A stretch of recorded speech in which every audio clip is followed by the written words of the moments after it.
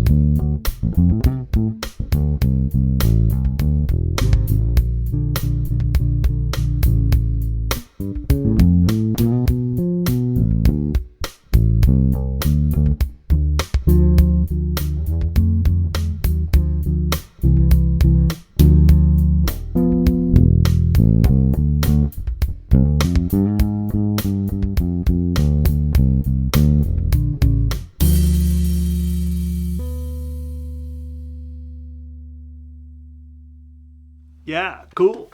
Hope you dug that. I had fun.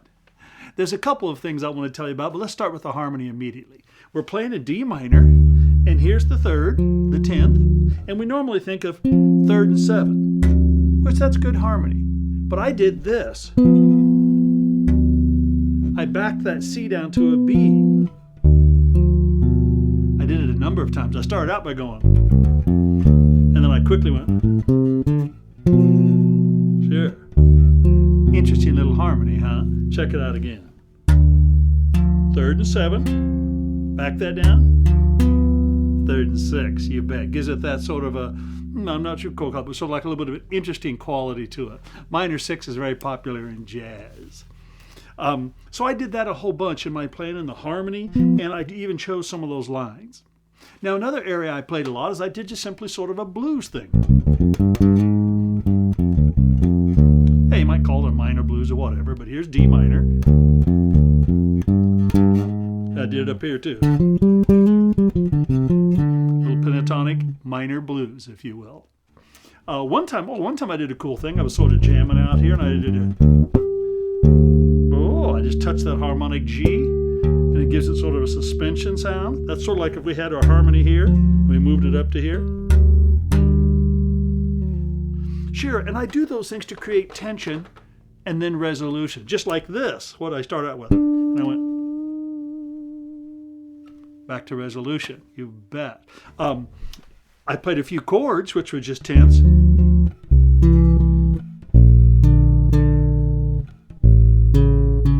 A7, going back to D. And I know what I did on the A7. A number of times I played that augmented. Sure, that's a standard sounding harmony on D minor. The 5 chord, here's D minor, and the 5 chord is A7. But we often, what sounds good is to make that an augmented.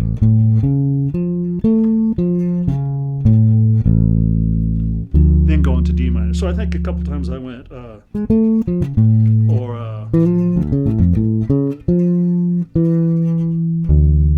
Sure.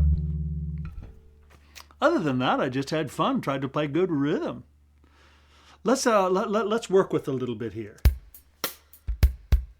Let me play a riff and you just play it with me. 1, 2, 1, 2, 3, 4.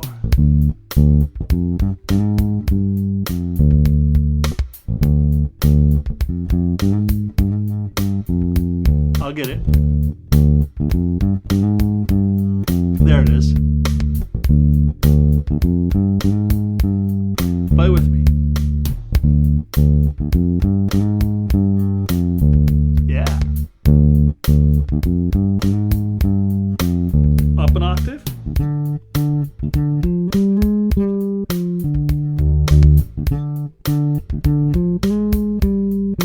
Lower again.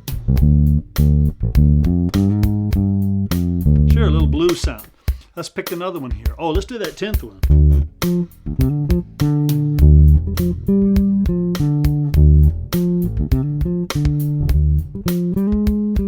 Added that blues in.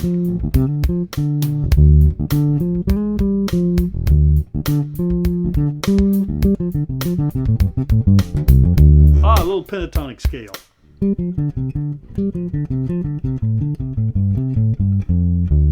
Real simple. Let's go back to the groove again. Oh, I love doing these lower notes like this.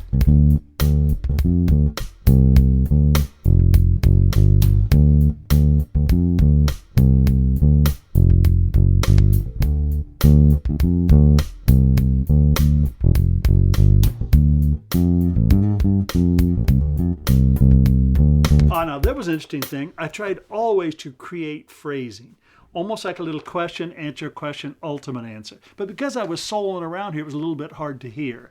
But I always worked with that. Let's do that again right there. Look what I did. I went. Sure, something like that.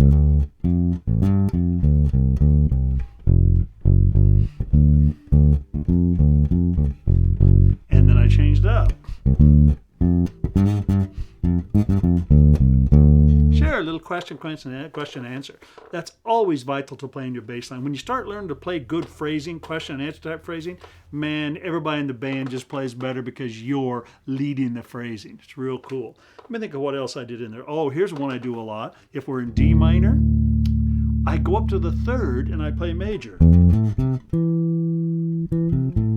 F major is D minor. If you just start in the third, it's F, A, C, E. So I do stuff like this. Play with me.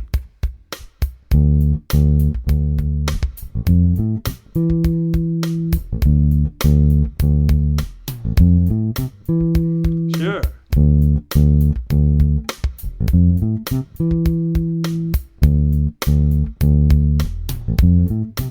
Now I'll play it as though I'm playing a phrasing. Listen to this.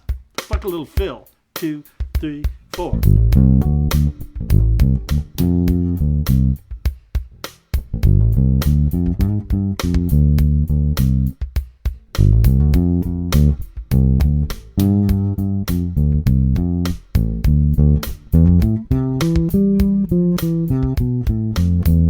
Sure, I waited and waited, and then I went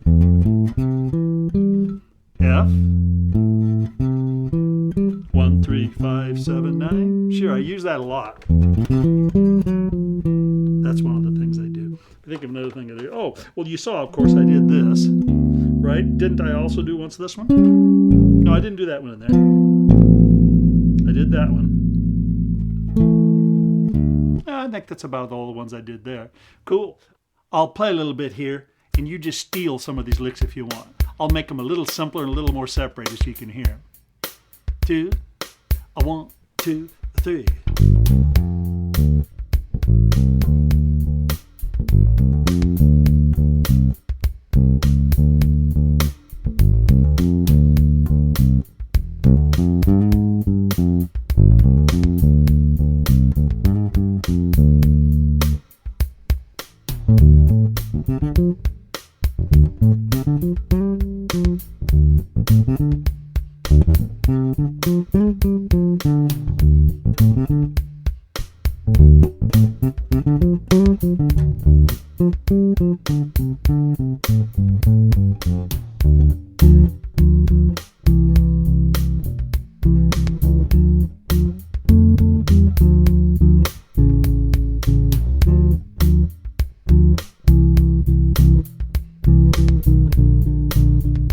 Yeah, let's do that again.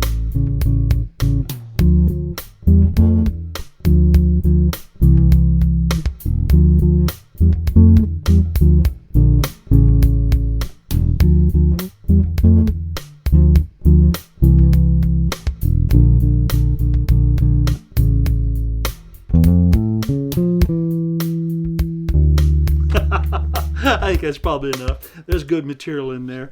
By the way, I know that when we're teaching lessons like this, you know, I'm sort of, you know, I'm looking at you and thinking about your playing and thinking about what you're going to see and how you can do it. The truth is if you like something, you just got to do it over and over and over and over until you can get it. Of course, explanation and demonstration helps, but music is an oral art form. Don't forget that.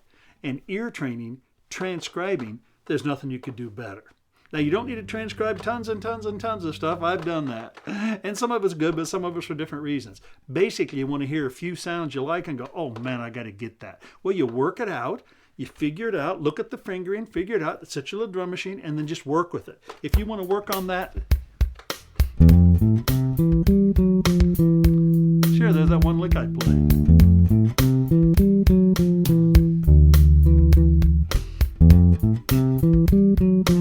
You can't believe how many hours it takes of doing a lick over and over and over, so much that it starts to become inside you, and it becomes what I call default language. And you have to make things default, otherwise you'll never be able to play them when the light's on, it's ready, set, go. Now, I've heard too many people say, man, I worked on that, but I couldn't get it into my playing. It's because you worked, you learned it, but then you got to repeat it oh so much in a good feeling situation where there's a groove and where there's pretending there's phrasing. So that way, again, it becomes your default language, okay? Cool. Hope this helped.